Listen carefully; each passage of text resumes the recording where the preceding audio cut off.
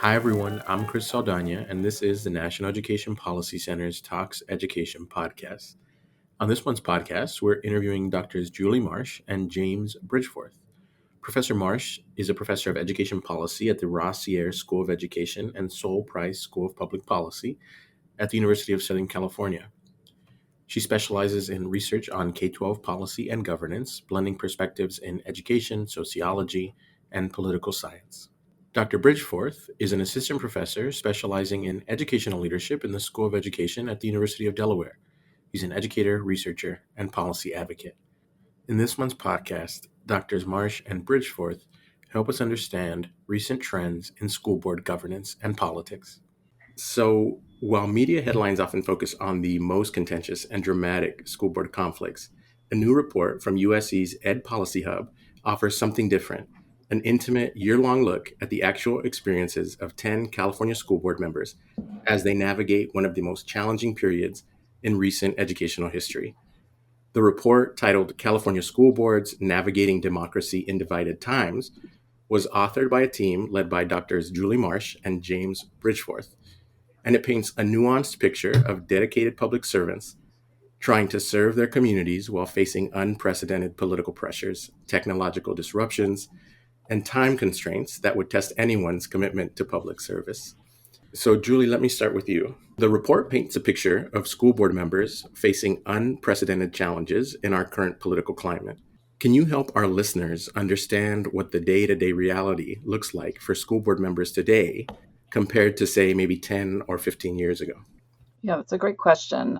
I think we all know that politics have always been a part of schools and school boards, and there's been times in our history that we've seen boards become this site of conflict, a place where social issues are sort of playing out. And politicians have used boards for multiple years and long before this current era to ensure that their base was supporting them. And we've even seen in recent years a lot of more money coming in from outside interests into board elections, often in larger urban districts. And so I think it's first important to say, like, what's new now, right? What's new? And part of it is that we've seen politicization expand into suburban areas, not just in the rural and in the urbans.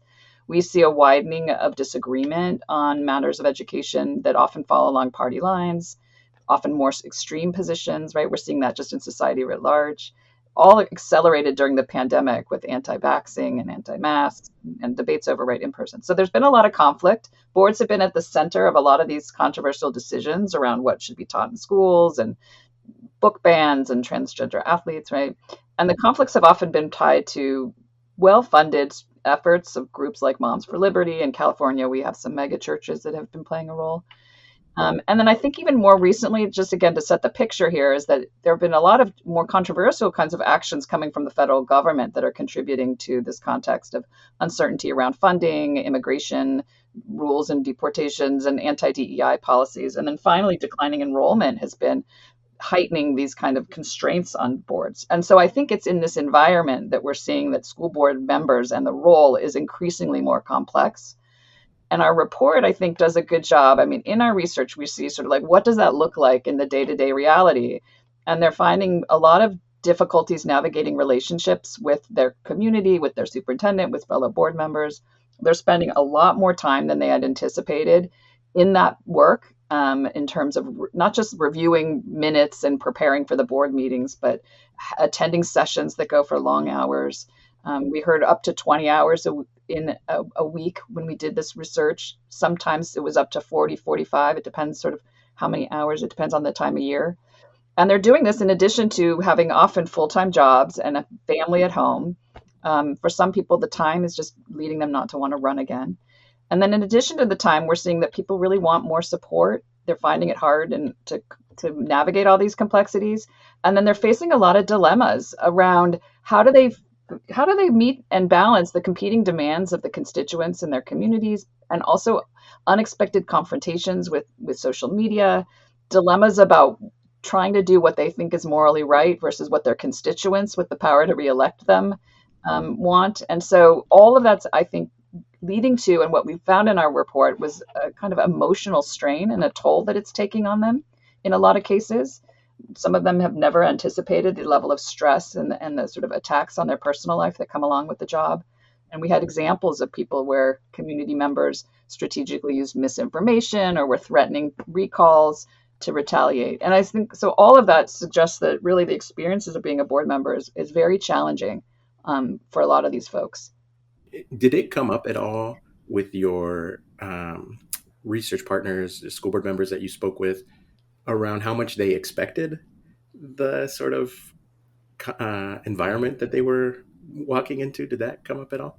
I mean, I think some of them didn't expect the kind of personal confrontation. There were times that some of them felt like they were being yelled at, or that people would go to great lengths to, you know, or the internal conflicts were probably also sometimes surprising, that you have people on the board who were trying to prevent their issues from getting on an agenda. Or so I just think that for some of them, it really wasn't the kind of public service volunteer position that some of them maybe wanted Mhm. and thought they were going into.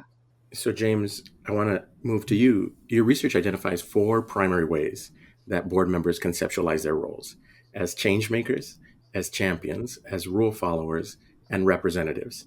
How do these different orientations shape the way boards function? And what happens when board members with different orientations serve together? I think that's a really great question. And when we looked at this typology, one of the big things that came out of it for us is that we recognized that it wasn't just a static thing. This was completely dynamic. So you have some board members who may shift and change. Like they might, in some ways, be more of a change maker. Some ways it might be more of a representative.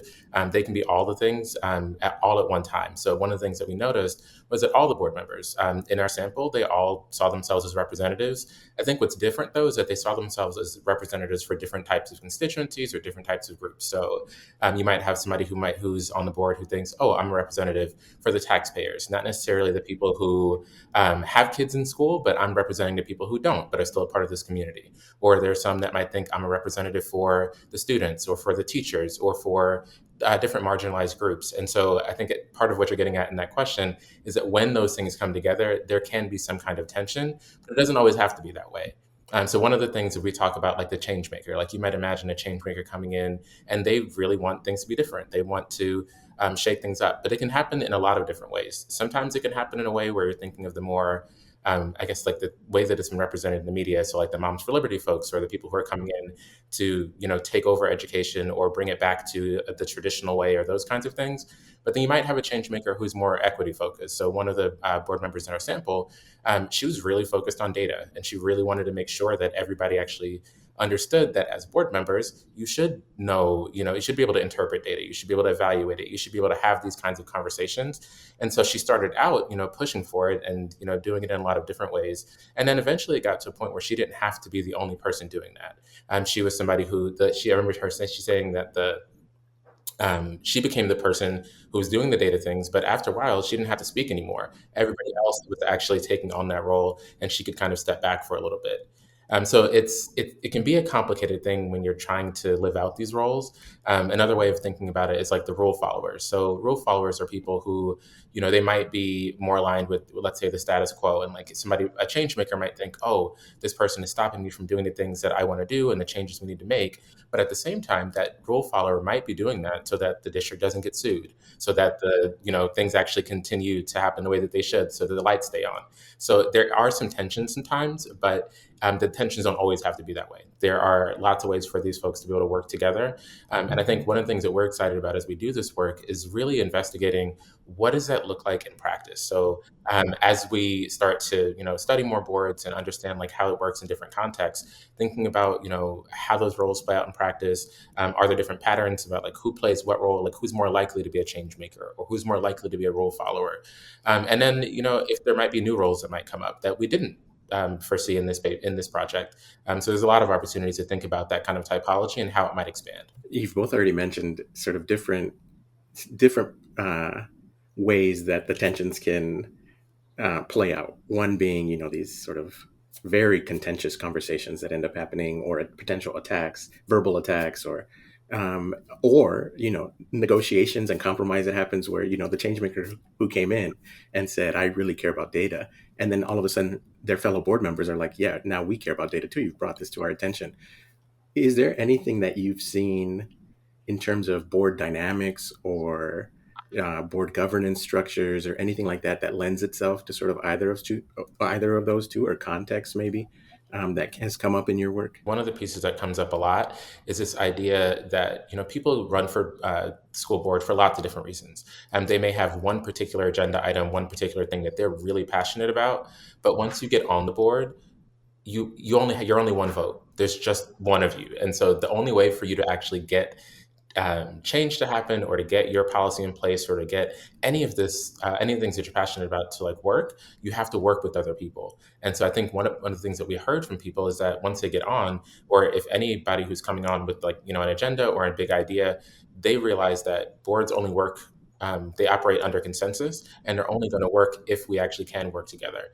As you're doing that, the change that you might want to make happen, it doesn't happen quickly. It's not something that's like an immediate thing. So it does take time, and it takes an effort to like work together to figure out how to make that happen. I'll just add a couple things. One is, I think, the role of the president. So there's a president of the board, and I think we've heard in multiple cases that that role is very important in terms of having a more collaborative set of dynamics, setting the tone and the rules for how to disagree respectfully and how to work together and share a common purpose. So I think that's an important sort of structural position that maybe it doesn't get looked at enough. And then the other thing that we're just exploring is the different electoral structures that we have in California and around the country, about whether they're elected by at large or whether they're elected at trustee level at a geographic region. And there is some tension there when you're elected by a particular ward on the question around who you represent, and does that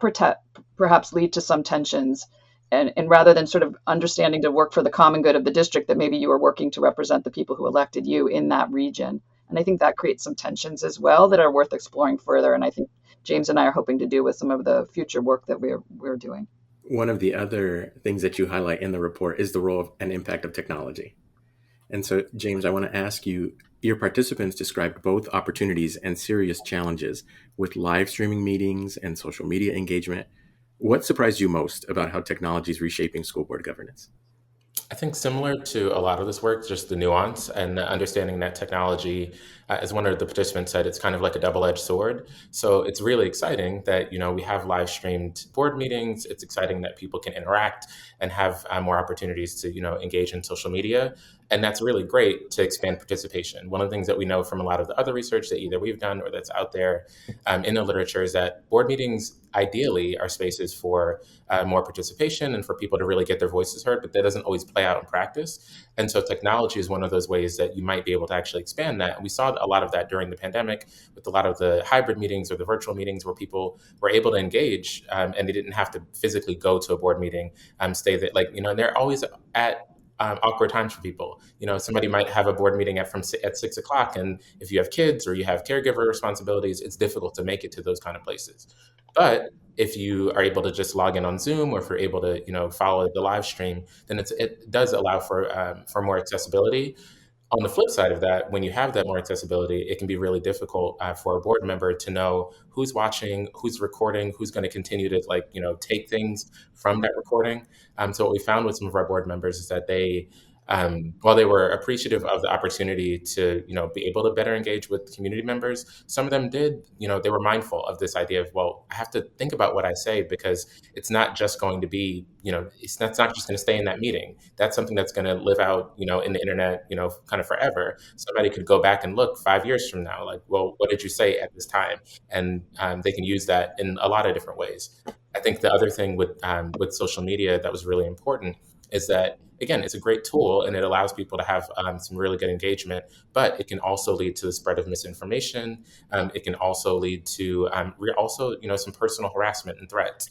There was one board member who was explaining that, in their district, they had posted something about an event that seemed pretty calm, pretty relaxed. It wasn't going to be anything too controversial, but because it spread and it got out there in social media, the board member had to really think. They got a call from the sheriff's department or the police department asking them about, a threat that might have happened. So these are the kind of things that people have to deal with when they're getting into these positions. And to your earlier point, I don't know if everybody thought this was going to be their experience when they got onto the board. Like you do this because, you're trying to be a public servant. You really want to give back to the community. And I don't think that doing that makes people don't anticipate that they're going to be death threats or it's going to be harassment or like any of those kind of things. Were there any unique cases that stood out to you in terms of how technology is being leveraged in the school board meeting process or that sort of organizational process? I don't know if they're like unique ones. I mean, I think that what we saw maybe that there again is a lot of excitement in being able to engage with different types of people, particularly around if you are a board member who is more technologically savvy and like you can be on social media like that, you're able to learn more about what's going on in the community in ways that you wouldn't if you're just doing the traditional way of like going to visit schools or just going to like football games or those kind of things. Social media does allow you to have a better is a strong word. It allows you to have a different or more comprehensive understanding of what's going on in different parts of the community that you might not have had access to if you're just depending on people coming to the board meeting. Can I just add one example of the one of the navigational strategies we talked about is on the record data, and there were two board members who strategically used the board meetings, knowing that they would be recorded, to get their views down so that constituents or future voters could sort of see what their position was. So I think there are interesting ways that people are using this for political or otherwise reasons that I don't think you would have had if you didn't have the technology. On the flip side, when you think about the sort of tension that's created by technology, have you seen any shifts in how boards are organizing themselves to mitigate that sort of phenomena? I don't know if boards themselves are, but definitely board members are. They're again being very mindful of what am I saying? How is it coming across? Even sometimes your body language, that kind of stuff is important.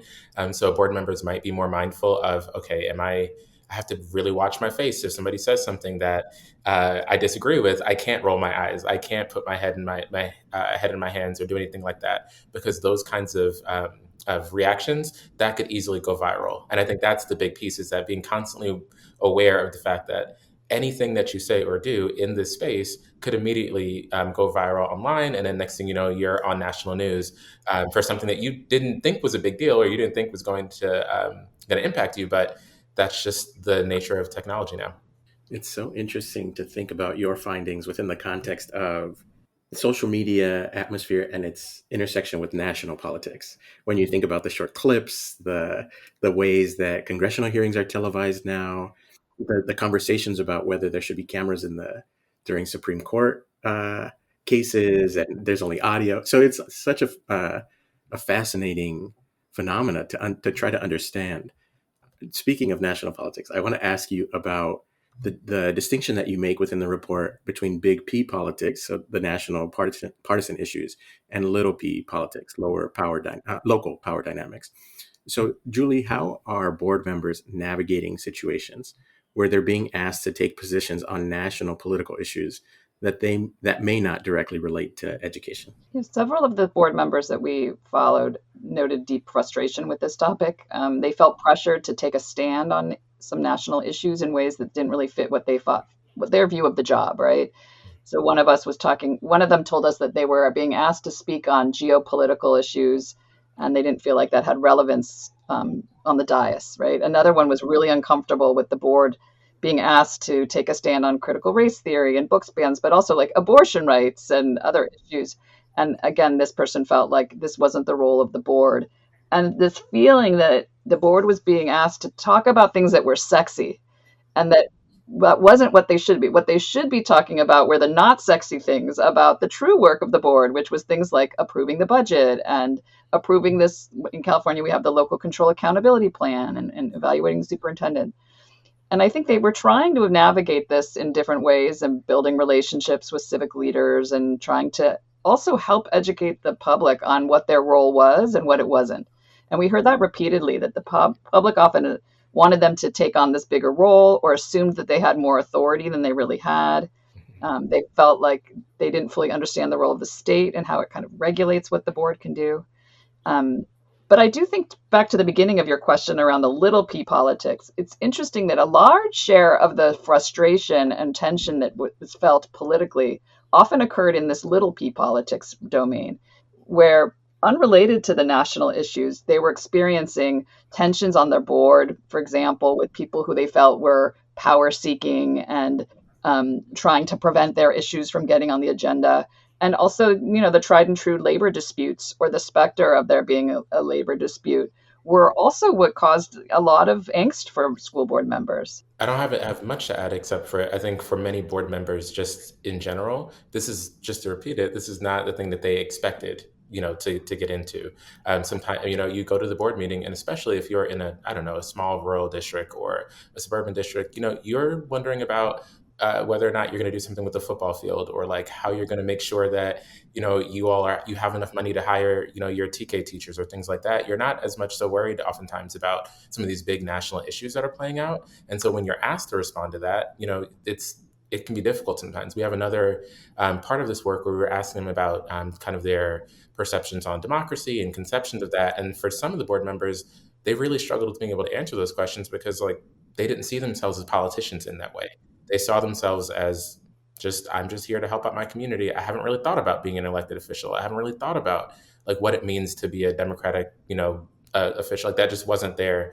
That wasn't top of mind for them. And so I think it is important for us as we think about like the politics, like how are we preparing them to be able to do this kind of work, given that what they may have come into it thinking it's going to be is actually wildly different from the reality that we have today. I also think it's important that we recognize that, the media has sensationalized boards. Not all of the boards were addressing national issues. The community wasn't coming to these meetings demanding. I mean, there were actually quite a sizable number of these boards that were pretty quiet. But they did have a sense of that this was happening in other places around them and that it could come to them next. But they hadn't been experiencing it in the way that we're seeing it often sort of sensationalized in the media. How did they? It's almost like I'm curious about how they drew the line, how they sort of distinguish between the big P and the little P politics, because I know that one of the issues that came up in California was the ethnic studies curriculum, Yeah. and what would be included or not included within that. And so I'm curious, when we have these sort of global or national issues that can sometimes make their way into classrooms, right? So school board members don't have the power to make meaningful decisions around what happens outside of their districts. But when it comes to the learning, how did they sort of navigate that process or draw the line, if at all, maybe?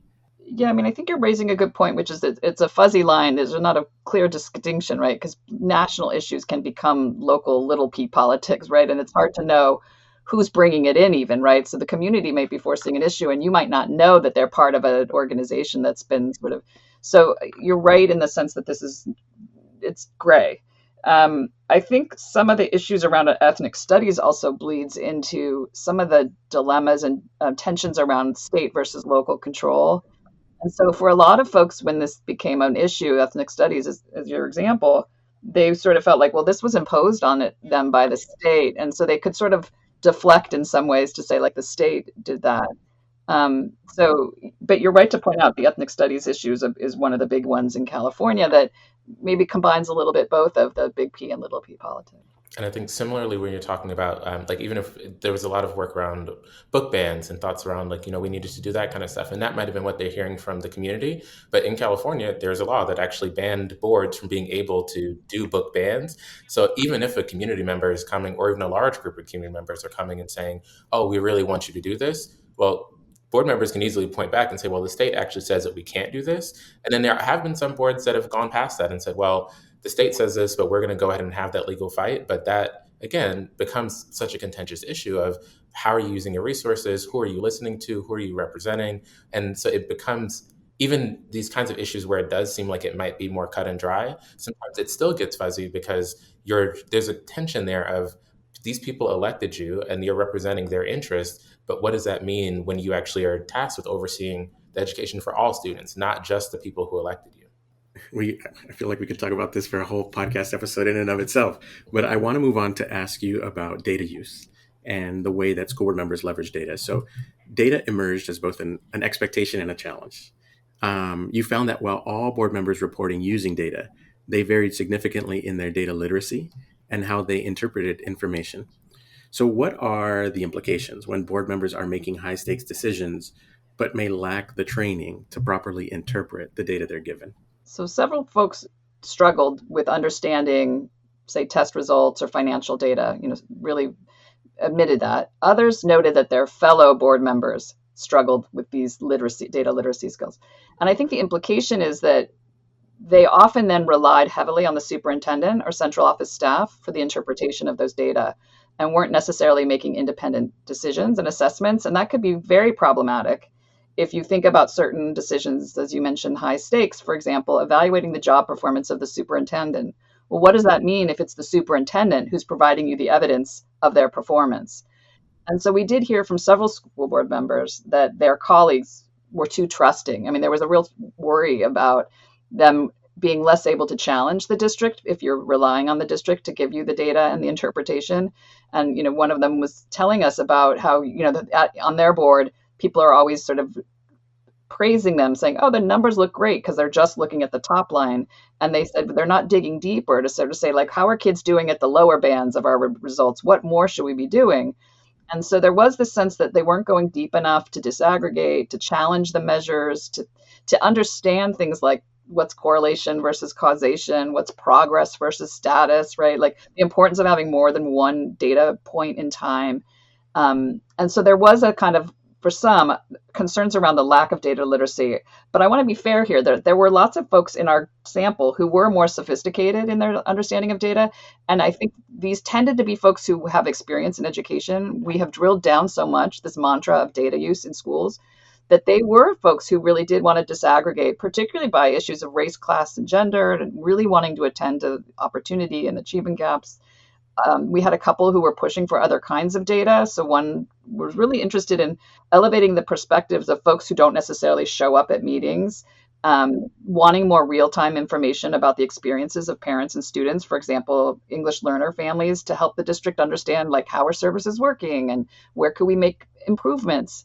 And we called that form of data literacy that we often saw in the change makers that James was talking about, critical data literacy, which was a kind of awareness of not just those general data literacy understandings, but an awareness of the role of power and avoiding deficit interpretations of data and understanding that maybe we shouldn't be blaming kids for this, but there are these broader structural issues that might be the root cause. And they were really committed to acting on the data and the knowledge that they gained. And we have a whole paper that we've written on this, and we'd be happy to tell you more.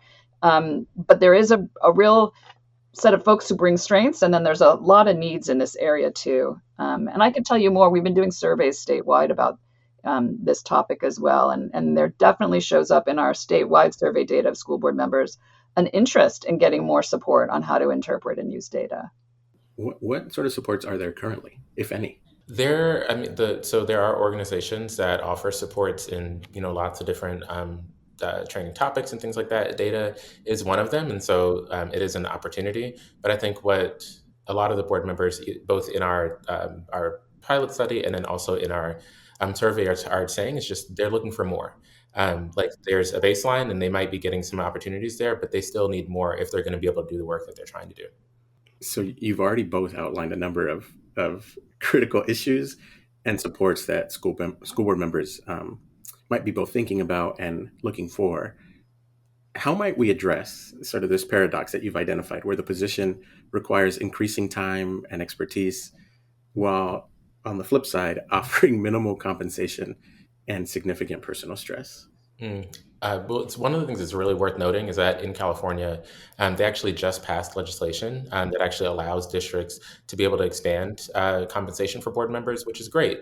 And there's also new legislation that requires more training in financial issues, and that's also great. I think on the flip side of allowing districts to pay more for board members, there's a tension there. When we do have declining enrollment, we have issues of like financial strain in districts, for districts to then be able to vote to give themselves a raise, or they also might be voting to lay off teachers. Like there's some tensions there. So I think broadly there's something there we have to think about in terms of like how do we continue to fund our education system, and how do we make sure that board members are getting the things that they need? Yes, pay, but also training and other kinds of supports. So when we look at those other kind of supports, there are a few things that do come up. One of the big ones is just, and some of our board members said this often, and we've highlighted it a couple times today.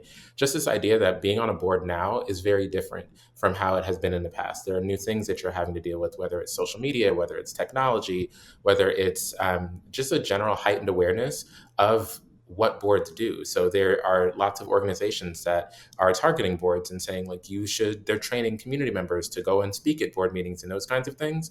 So knowing that, it's really important for any kind of support that they're going to get, that they really know how to deal with the challenges of today, not necessarily the challenges of, what it was like 20 years ago or 30 years ago. And so when we look at that, some of the things that they are looking for, and this has really come out in the statewide survey that we've done, there's been a lot of interest in a few different areas. One, when we think about evaluating, curricula or programs or those kinds of things, board members need more support in being able to do that. Because if they're going to be tasked with deciding, in a really tight, financial era, what services we keep, what programs we keep, what curriculum to buy, they're going to need to know how to do that. And technically, yes, the central office does do a lot of that work, but for thinking from a more critical approach, it is important for board members to also understand that so that they're making the best and most well-informed decisions. Similarly, when we talk about these issues of like navigating political tension, board members are looking for more support in that area. Definitely social media interactions, navigating all types of the legal guidance around the ever-changing federal landscape and the kinds of things that are shifting literally every single day, minute by minute. So board members aren't always aware of those things. We're getting a lot of support to interpret those decisions in a way that is going to give them the best opportunity to make those decisions. So there's just a lot that they're looking for. And I think our work is helpful in that it's identifying those things so that if there are folks who do want to do that work, they have almost like a roadmap of here are the things that board members are looking for. These are the kinds of supports that they need if we're going to live up to this, this idea of like how to actually do high quality local control. I think they're also looking for networking opportunities. That was another area that some of them in the absence of other kinds of formal training, we're finding it very valuable to meet with other board members in either their area or in similar kinds of districts to kind of get information and learn things. So we might think about other ways of supporting boards that don't require formal training or right. So what are some of the other ways? Mentoring was also brought up as a really important avenue that's available for some and not others. So I think it needs more discussion. And I think, but your paradox point is important because some of these folks are running unopposed, and there's been a big issue around large numbers of districts where there's no one on the ballot or there's no one running against them. And so we don't want to disincentivize people from running because we're going to now increase the requirements, yet they need that support. And we don't want people coming in not understanding their role, how things work, how to interpret data, right? So it's a challenging topic. It's just a very challenging issue right now that we need to talk more about if we, as James said, we're going to realize the promise of a just local democracy and governance that we all uphold as an important tenet of our democratic institutions and society. Can I add one more thing that this work is collaborative? And so first of all, that James is at the University of Delaware, another colleague, Miguel Casar, is at the University of Alabama, and Jacob Alonso, Akuna Uka, and Laura Mulfinger were also co-authors of this work, and we have a larger team working as well. So I don't want it to be attributed just to the two of us on the podcast. Thank you, Drs. Marsh and Bridgeforth, for being on this month's podcast. As always, we hope you're safe and healthy. And remember, for the latest analysis on education policy, you should subscribe to the NEPC newsletter at nepc.colorado.edu.